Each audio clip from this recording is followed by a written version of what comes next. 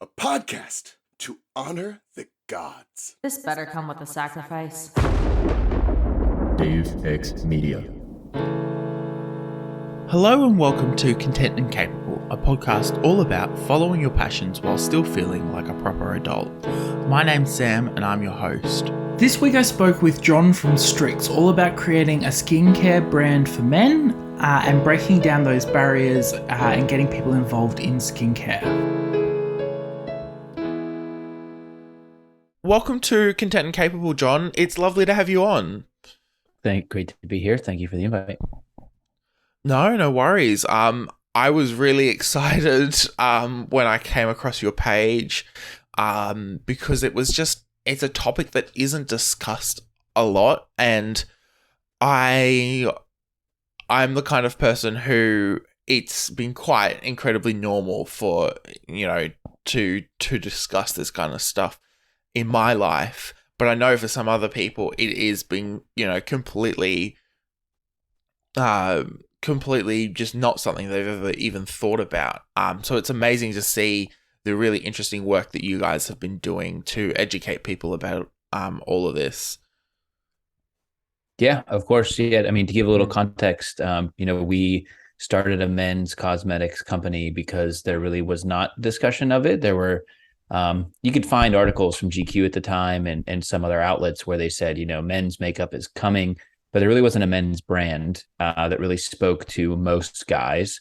That was right around that time you saw like James Charles got really popular and like really popular male makeup, icons. But the first time I heard this in a way that like made the most sense to me is that the looks they were doing are very complex, right? There's a lot of artistry. There's a lot of color. It's a whole different style of makeup than what we typically cover as a company, which is like concealer to make your skin look a little bit clear.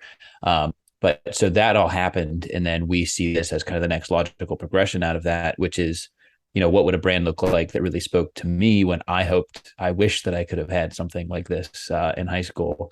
And so, yeah, we've tried to do that is kind of normalize makeup, cosmetics and skincare for guys. Yeah. And it's such a fascinating aspect because, as you said, these people have had, when James Charles was blowing up, there was a lot of artistry, and obviously you don't want to deny that, but at the same time, practically, you don't want to be, limiting makeup to that insane level of artistry because it just makes it harder for everyone to get involved. What were some of your first experiences in the makeup and skincare realm? Well, something that was really formative for me that I always remember is I used to steal my mom's mousse to do my hair in like middle school. And I remember I would always just tell people like I woke up with my hair like that because I was embarrassed that I would like stand in front of the shower and I would like get ribbed about it and they'd, make fun of me like, oh, your hair didn't grow. And so then I did spend most of high school just like aggressively not caring about my appearance. And so it's like I wouldn't cut my hair or my hair would be bushy and like there was the last priority on what I was doing. But in the background, my skin was getting worse. And it wasn't until kind of the tail end of high school. And I sat down with my doctor and I was like, I have these terrible bags in my eyes. I have acne all the time. I want it gone. What do I do? And I remember I bought this like $50 Clinique cream, and it was the only thing that ever worked on it. I bought a lot of stuff to try and get rid of it, and I tried a lot of routines, but it wasn't until I bought this like $50 cream, and I was like, this is more money than I've ever spent on anything like this, but it's the only thing that would clear my skin up. And ever since then, I was like, okay, there's like power in this stuff. And then it was kind of deconstructing why I didn't want to tell people that I put mousse in my hair, or why I didn't want to get my hair cut, or why I didn't want to say that I used a Clinique for men acne cream, that sort of thing. And then it would just kind of grew from that, being really formative. Yeah, that's really fascinating, especially, even in like some aspects now, a lot of men to men don't often talk about their skincare routine. Like if I'm going to discuss my skincare routine, I often don't discuss it with anyone other than my mother, who is the one who got me into doing some sort of skincare routine. And even then, I have strong opinions on, some of the things that she recommends, because I actually really struggle with routines. So I need something that's really like super simple. And I think that, that's part of the problem with it is like men are so used to doing everything in the shower, shaving, shaving as you're drying, and that's it. And you don't, focus on anything else that there is that is just as important. And it is really fascinating to see when you do shift that conversation, the interesting perspectives that come out of it. Yeah, and I mean, guys want it quick, easy, and yesterday.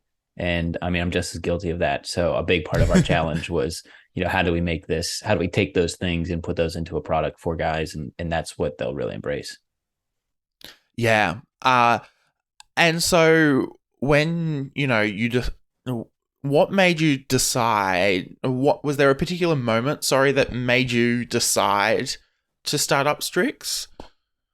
Yeah, it actually came, my co-founder, on the day of his wedding, he had a pimple and he was too embarrassed to go to the makeup artist about it, just kind of live with it. And that was his, epiphany moment to say, why are there so many options for women and not for guys? And like, he was a stylish guy, and, he put a lot of time and effort into his tuxedo for the day and the way he would look. And it's like, all right, guys, women will spend a few $100s on their face just the day of their wedding, and men are expected to wake up and put some gel in their hair and show up and look pretty good. And so what was that gap about? And then separately, so that was in 2017, and that's where the journey really started with him.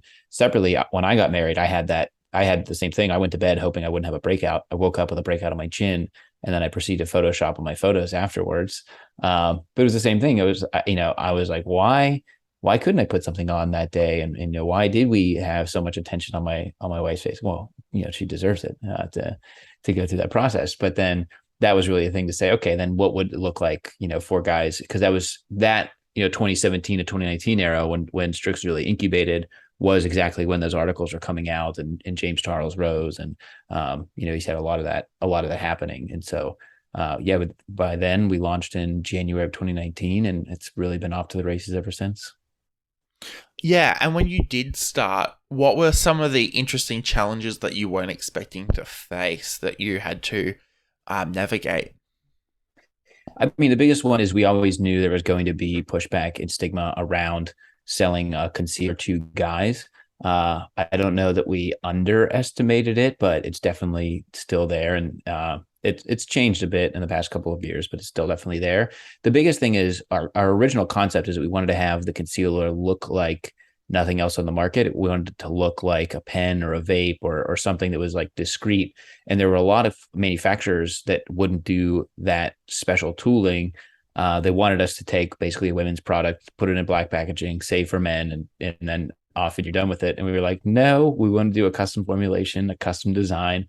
And it was a lot more work, but I think in the end, like, we're still very unique in the market for that. And that's still a big differentiator for us. And so just the manufacturing was a massive thing, because we didn't use anything that was really off the shelf. We still do that to ourselves now with our subsequent products. We're still going the hard route, but I think that's what makes for just a better experience overall. Yeah. And what was the reasoning for the custom formulation? Is there a particular, I'm guessing that men's faces are chemically different to women's? Yeah, there are differences. I always say skin is skin, but men tend to have oilier, thicker skin. We shave our faces every day, so there's just slightly different compositions that you can take in account. The other thing is most guys don't have a routine. When other products are designed for a women's beauty routine, they're going to assume a multi-step process, whether it's primer, foundation, and then concealer, and then setting powder. We had to kind of bake it all into one, because we wanted to have something where you could just literally swipe the concealer on, tap it into your skin, and you're done. I got down on the floor here. And so that was the biggest thing around the custom formulation. And then, I think you just get a better product that way when you put that much more time and effort into it. And, but yeah, it was mostly accounting for the differences of men's skin and the routines. Yeah, and as you started in early 2019, was there um as with all like companies that kind of start up without, without without being attached to, a huge brand, what were some of the challenges as a business that you guys kind of faced to get your name out there?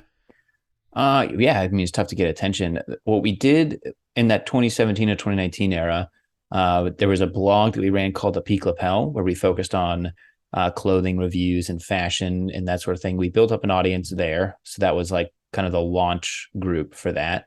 Um, we we really focused at that point on like Facebook ads and Instagram ads, and so you got to spend into that, but it's enough to kind of kickstart the thing. And then as much of a focus on all those outlets that were writing about men's makeup is getting the word to them, like there's a brand now that does this.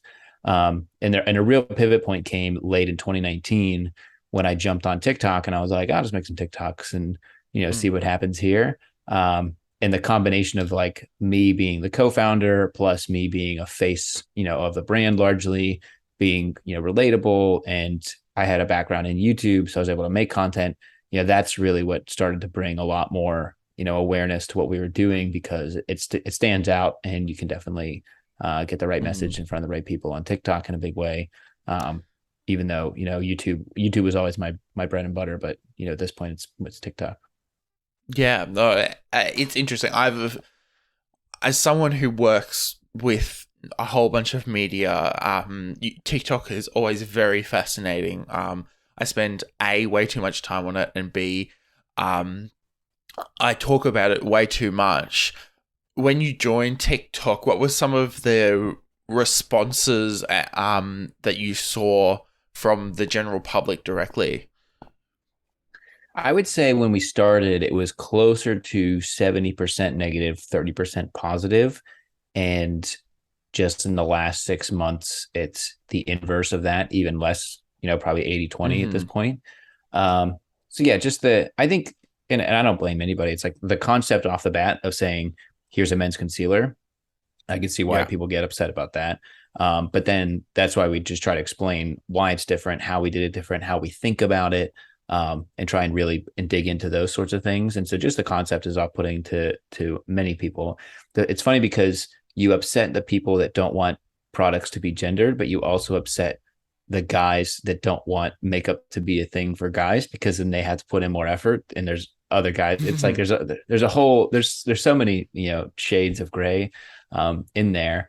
But I think the biggest thing was there was just a lot of curiosity, and got like a lot of our feedback now is guys are like, I don't know what concealer is, but I want what you're doing. So please teach it to me. And so trying to really focus on those, like I make light of a lot of the comments that we get about, I think the one I just did, it was like, it was like, I literally just did a basic skincare routine and somebody said a woman. And it's like, no, clearly not. And so I just kind of make light of that. But really focusing on like the genuine questions a lot of guys have around this is like, why did you use bronzer instead of a tinted moisturizer? It's like, easy. Here's the answer. Explain it. Just had one today. Somebody said, can you help me shape my bushy mustache? It's like, yeah, absolutely. It's like, I love teaching that sort of thing. And so a lot of it just comes from a place that I love to teach and share and be the resource I wish I had when I was younger.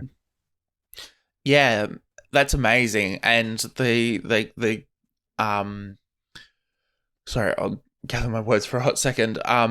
The work that you guys have done to not only just share the product, but just in general educate people beyond the responsibilities of your brand is quite amazing. You said you have a background in YouTube. How did that kind of affect the way you approached marketing the product? Yeah, well, when I started, it was like, oh, I'll just make another YouTube channel and we'll just, build the brand off of that. But YouTube in 2019 was a lot different than when I started in 2015. So my background is I was buying a lot of new clothes to dress professionally for one of my first corporate jobs. And I couldn't find videos on the brands that I wanted to buy. So I just started making videos and really built an audience in the men's style and fashion space. And so I had already built a pretty good community over there, and really I deeply understood YouTube at that level. And it was really about saying like, all right, how do I translate? I've been in front of the camera now for 4 years. I've made like 600 videos on YouTube. And so I had the reps to make TikToks, but it was just about understanding the language of TikTok and making it relatable to the platform and appropriate for the platform. And then tying that back to our wider mission, which is just to normalize, this stuff. What are some of those like weird differences and, as you said, different vocabulary between the two platforms? It's blurring now because of YouTube Shorts, but especially at the time, TikTok was a lot faster. There's a different way that you address the camera on TikTok, and it's a lot more informal of a way, especially because everything's done on the selfie camera versus YouTube is a lot more formal and polished, and there's a lot more production typically on YouTube videos. And so it's just the way that you show things quicker. I mean, YouTube is kind of sped up now to keep up with TikTok in a big way, but it was really just saying like, the most native thing to TikTok is somebody sitting in their car just telling a story, and it's like, all right, how do I take that format and then also understand, what people want on TikTok overall. Yeah. It is fascinating as someone who spends way too much time on TikTok. Also guilty. Yes. Yeah. It's just, it's all consuming sometimes. I'm like, oh, just jump on TikTok. And half an hour later, I'm like listening to whatever video I'm watching.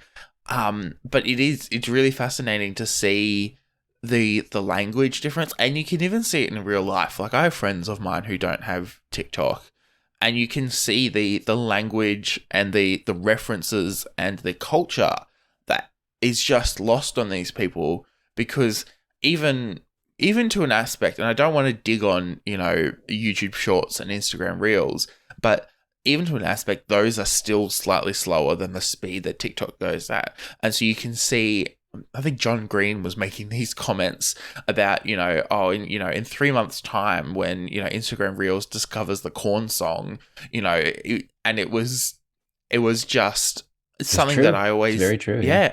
And when someone vocalizes it, you go, oh, wait a second, we are moving at a pace here that is unheard of by any other, social media website.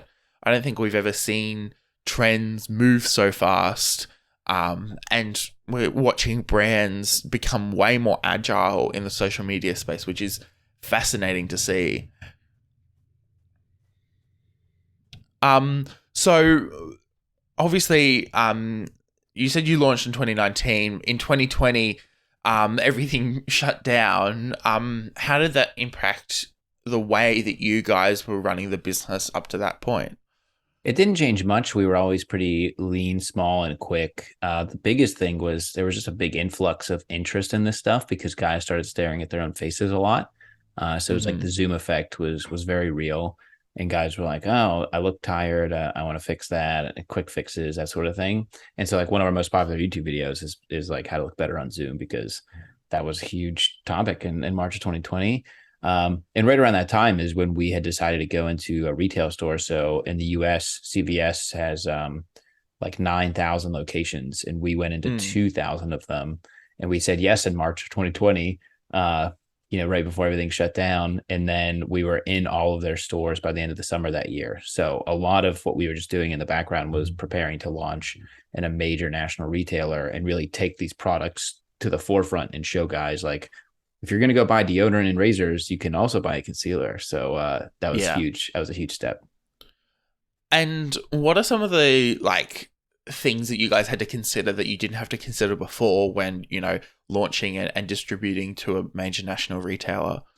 There's a lot of logistics and back-end stuff, just how you manage like your warehouse and distribution centers. But the biggest thing from a customer standpoint was our boxes were designed never to be on a shelf. They were designed to be like a really great unboxing experience at home. We always, Apple is like the gold standard for that sort of thing. I was at Apple for 4 years. And so we wanted people to feel like they were opening an iPhone when they opened the concealer, but the design of the box was not complementary to a retail shelf. So we had to do all new boxes that said like, what is this? How does it work? What is it for? And make the boxes a lot more educational versus being kind of like these beautiful cardboard boxes. We still get customers that are like, where's the old boxes? And it's like, well, they're long gone.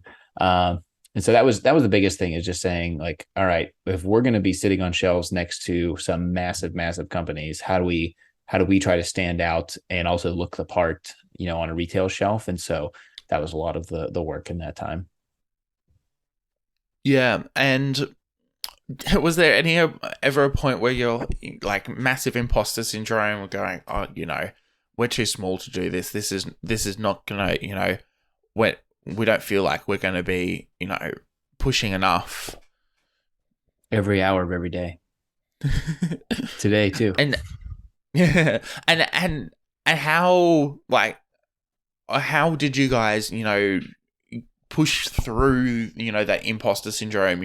I whenever you speak to, smaller businesses or creators, they always talk about, how it's, there are so many established brands that you're competing against regardless. And it is quite hard to continue maintaining your point of difference when, these larger companies obviously are really popular.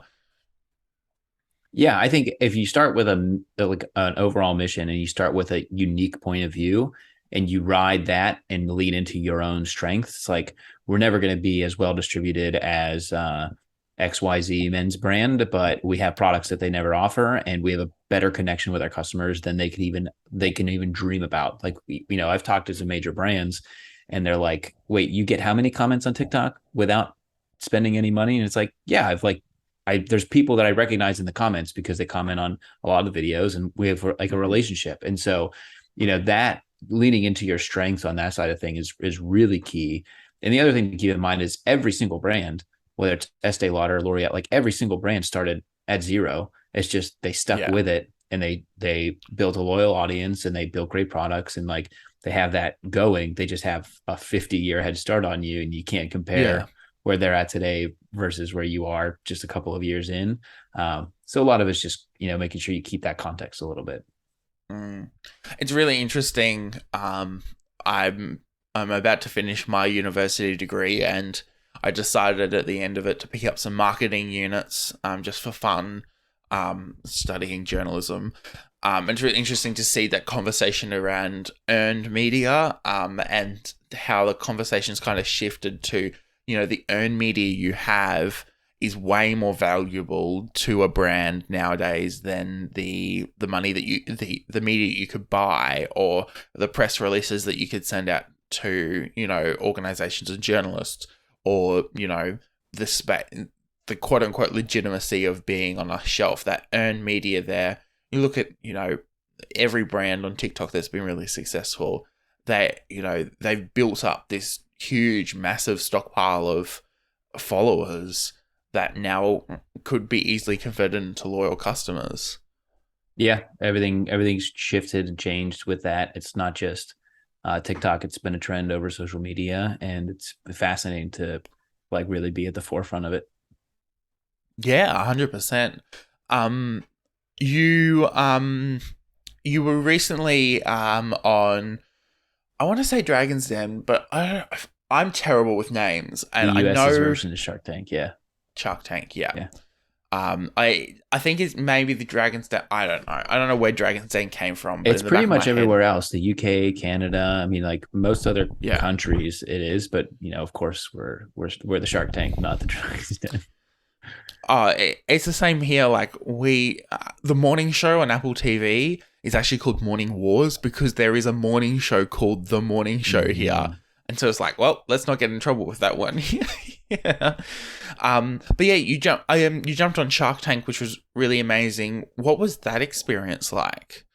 Well, I think the day that we aired, I think I got a text from every person that was in my phone that I've ever met in my whole life. It was like a very big flashpoint moment where it goes from, I've been working on this thing for several years, to like, oh, you have a real thing, like you're on TV. That was probably the biggest thing. I mean, otherwise, we have pitched investors, we've done calls and all that sort of stuff, and so it wasn't that different. Higher stakes, because you hope to be on TV. They remind you at every part in the process you might film and never air, and there's all that sort of stuff. But I don't think we had an issue with any of the questions or really feeling like we deserve to be in there because, they have a really good spectrum of brands that are earlier than us, that are later than us.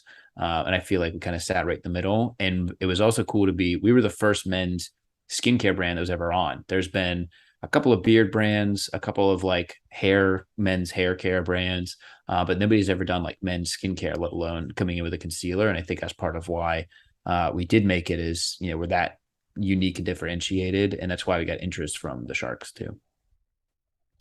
Yeah. What was as you said, there's a lot of anxiety going on, a show like that. Are you guys going to be on air in the end? A whole bunch of other bits and pieces. What was your experience being on reality TV? I know that we talk about here in Australia how toxic it can get from time to time, but did you feel that, it was something that was, I don't know, I'm struggling to put it in words, but did you feel like it was something that was valuable? Yeah, I think they do a really good job at focusing on, for the most part, they're highlighting small businesses, entrepreneurs, and the Sharks. And so, yeah, it was an incredible experience all around.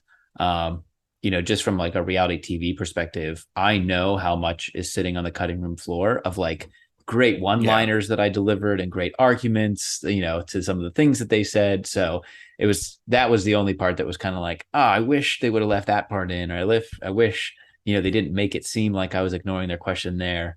But overall, I mean, the people know Shark Tank, people know Shark Tank products. And so to be grouped, to be in that alumni is really powerful. And I feel really lucky that we had that opportunity. Yeah. I don't know how Shark Tank is viewed by the general consumer. Is that something that it's a very cultural thing? We don't have a lot of it here in Australia. I think maybe there was a season or two in the late 2000s. Is that something that is really respected by the American consumer, or is that something that it is just a good thing to slap on, your packaging, and people see that and go, oh, there's validity to this product? Yeah, I would say the demographic that it's most powerful with are generally over 40. Like there's a very much like a Shark Tank viewer, and to that group of people, it's like there's nothing better. It's like they don't watch QVC, but they like Shark Tank and they understand like Shark Tank has cool products. And so I wouldn't say Shark Tank can make or break a company. It's like there's a lot more factors that go into it. Just because you get on the show doesn't mean you're off to the races, but it's definitely like one of the larger, kind of press events or recognitions that you can get at this stage. Yeah. And as you were, as that, episodes aired, and have you seen a lot more engagement with the product and the brand nowadays, or is that something that's going to take a little while? It'll still take a while. I think being on the show highlighted just how early we remain in the category based on the audience response. What's kind of crazy is, the TikTok, anytime I talk about it on TikTok, there's a lot of interest in like the behind the scenes stuff. And so even just that kind of like explaining how he went through the process, how he prepared, what it was like to film, that stuff gets a lot of attention. And so even just that in itself has been a powerful thing. Yeah, it is. I don't know. People, there's still this fascination for TV. It's weird because, I was discussing it with a friend of mine that there are aspects to the commercial television industry that are dying and close to dead. But then at the same time, the consuming public is like, oh, you're on TV. That's amazing. Yep. Very true. It's one of those things that I, as someone who will be working very closely with television in the future, is just, I don't know, it baffles me from time to time how easy it feels to be sucked into that. It's pretty amazing. So, as the brand was developing, you've distributed it and you've been on Shark Tank. What is like the next steps for the company? Well, I think we need to continue to make products that kind of define what this category is. And one of our goals has always been, if you think of a men's skincare or a men's cosmetics company, you think of us. And that's a huge opportunity, especially in the cosmetic space, because there's a lot of brands that do men's personal care, men's shave, men's skincare. But still, there really are not that many brands that are building cosmetic products. And so that's our opportunity to keep bringing new stuff like that and defining that category. And then just being, we launched in Target this year, and that's probably the most respected, retailer that we could get into in the US. And so we're in 900 stores for Target this year. And just to continue to expand that footprint would be huge. And that's another step, where there's like a men's shampoo brand right above us, and then it's us, and then there's a men's shade brand right below us, and it's like we're putting these products right on the shelf to normalize this stuff. And so that's been just continuing to build new products, show more guys how it works. There's a huge space there. Yeah, and I suppose we didn't really touch on the development of the makeup and the skincare. As you said before, you wanted to make it really quite easily accessible, so there is no huge barrier to entry. What did that look like specifically in the development, especially of the concealer? What did that look like? Yeah, working with professional makeup artists was huge. We had a couple of makeup artists that we worked with, and then really just we had a small group of testers for the first few products to really make sure those were refined. And like us being the target demographic was really easy to say, like, all right, if I understand this, if I like this, if I use this, then enough other guys will do it. With subsequent products, now that we have a customer base, we'll email some of our customers and say, hey, we're working on a new thing. Would you want to get feedback? Especially, when we did our anti-shine tool, that's like a powder that helps with greasiness and shininess. We wanted to make sure it hit all skin tones, so we could actually go into our customer base and say, give me a dozen customers that span every shade that we offer and what they bought, and then make sure we contact them and get really strong feedback there.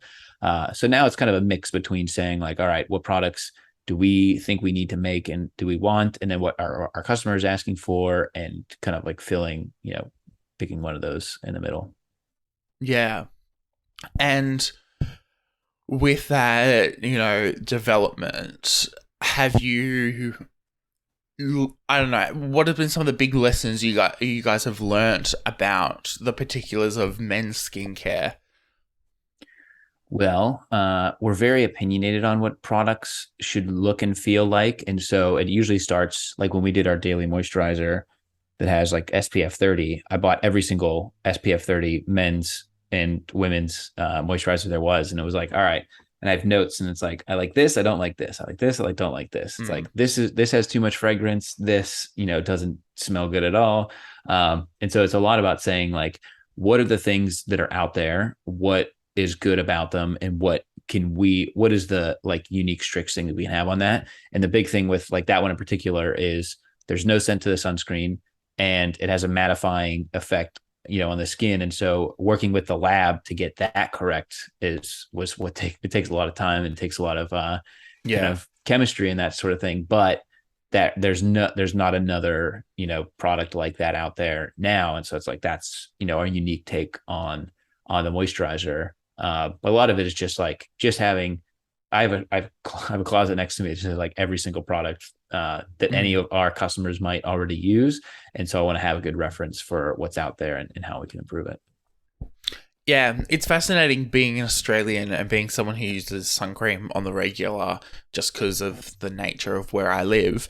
And it is, in my eyes at least, the sun cream is just a tool. Like, it's not, I actually really don't, like, if I can avoid it, I will not put sun cream on just to, not have to deal with the consequences of having to, the sun cream, the general sun cream often leaves like a layer of film hanging around because it's, SPF 50 plus, and so it's super industrial.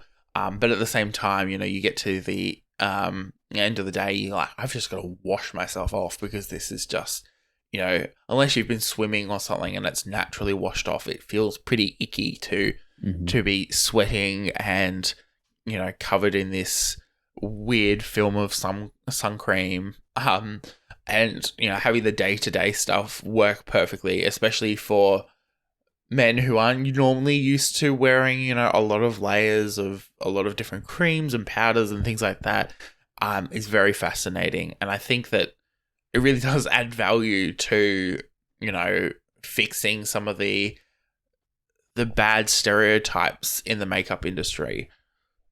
Yeah, ultimately that's our goal. Yeah. Speaking of stereotypes, what was there? Have you had conversations with people? I know you mentioned, some of the negative comments that you get, but have you had conversations with people about, their fundamental understanding of makeup and has that been really eye-opening? Yeah, I mean, we have constant conversations, I think, trying to highlight the history of the products. And there's a really great TikTok today where, a guy was he was showing pictures of the military in World War II. And it was like, guys used to be rough and adventurous. And then a guy stitched him and showed pictures of kings of the past and the Middle Ages. And it's read a book. It's this is not new stuff. And it's you can only, if you're only idolizing the past 50 years of masculinity, then you're missing out on an entire, generations and that sort of thing. And so, that's something that we try to always highlight is look, this stuff isn't new. Just understand where it comes from and that there's not really any problem with it. Yeah. And what has been, the biggest takeaway about the whole journey of, creating this skincare brand that you've noticed?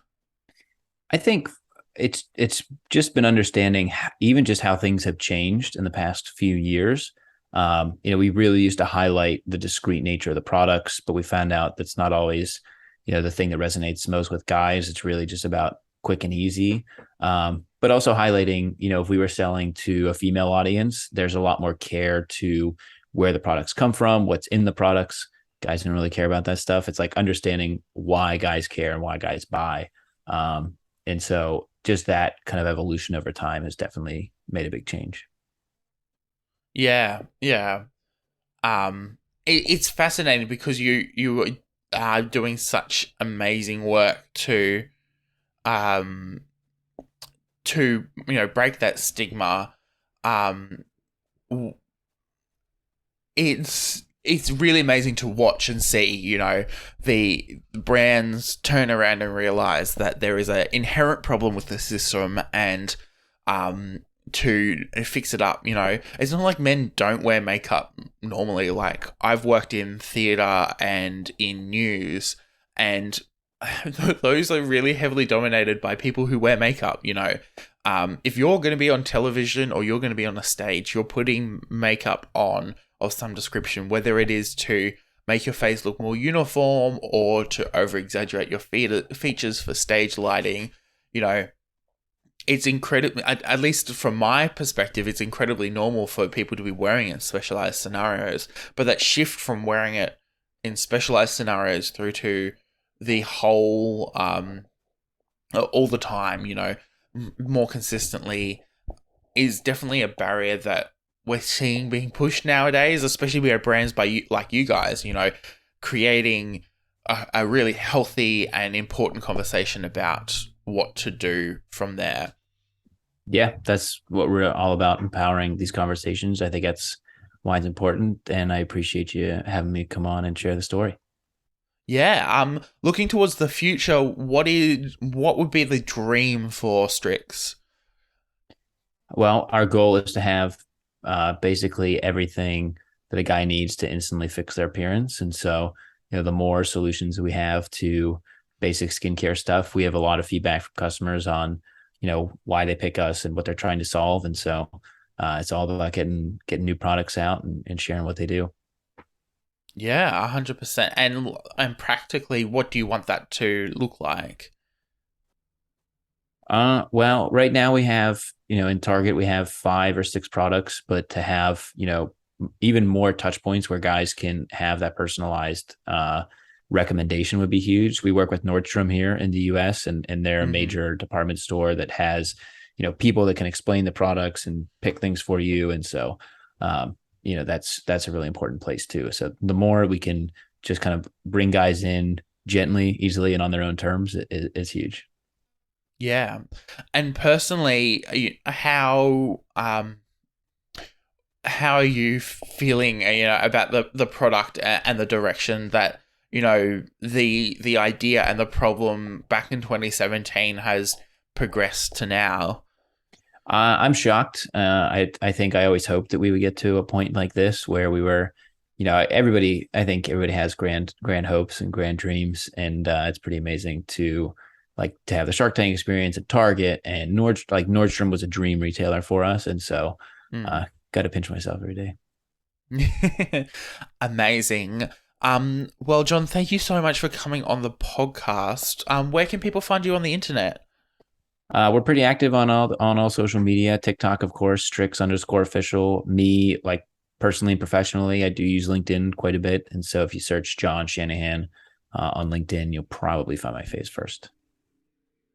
Amazing. Has there been anything that you've been reading, watching, listening to, that you wanted to I want to say plug, but to recommend? Yeah, I've been listening to the Chip Wilson book, which is the founder of Lululemon, and it's about his kind of journey of starting and building that company. And it's crazy to see, from his perspective, he's built a multi-billion-dollar company, but some of the stuff that he did to get there is pretty amazing. So I love reading founder biographies like that. Amazing. Well, you can find me at sam.the.journalist on Instagram and TikTok. On Twitter, you can find me at samobjournalist.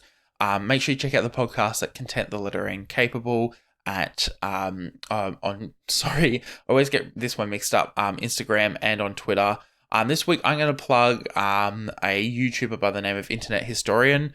He does a lot of coverage of things that messy news stories often. I really enjoy it. I really suggest this one came from a recommendation from a friend named Zach. But I really suggest starting with his Cost of Concordia video. That one's incredibly funny and incredibly informative, and there's follow-up videos as well explaining a whole bunch of different aspects. Well, thank you, John, so much for coming on Content and Capable. It's been lovely chatting to you. Great. Thank you. I appreciate it again for having me on. Thank you for listening to Content and Capable. You can follow the podcast socials at Content, the letter N, Capable on Instagram and Twitter. You can send an email to contentandcapablepod@gmail.com. Please give us a review on iTunes or Spotify to help others know that you love this podcast. The art was done by Opia. You can follow them at opia_art_. Opia is spelled O-P-I-A. Feel free to message them about making art for your project. Our music was written, recorded, and edited by Isabel Strauss-Riggs. You can find Izzy at Kane_I. That's I is in the body part. On Instagram and Twitter, and on YouTube at KaneI with no spaces. Feel free to message her about making music for your project or editing your podcast. What's up, potheads? It's me, your host, Christina. Welcome to the restricted section. No, we're not in Hogwarts. It's like a metaphor. Do you get it?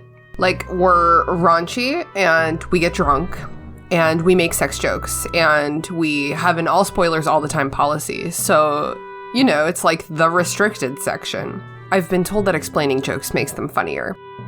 If you've ever wondered how the Marauders map actually works, if you've ever thought that maybe Snape sometimes wears jeans, if you've ever thought that Draco and Harry are for sure in love, they're for sure in love. If you've ever had a hard time deciding who you'd rather bang, Bill or Charlie, obviously Charlie, then this podcast is for you. You don't even have to do the reading, we'll do it for you. Catch the Restricted Section every Wednesday wherever you get your podcasts, and find us online at Restricted Section Pod.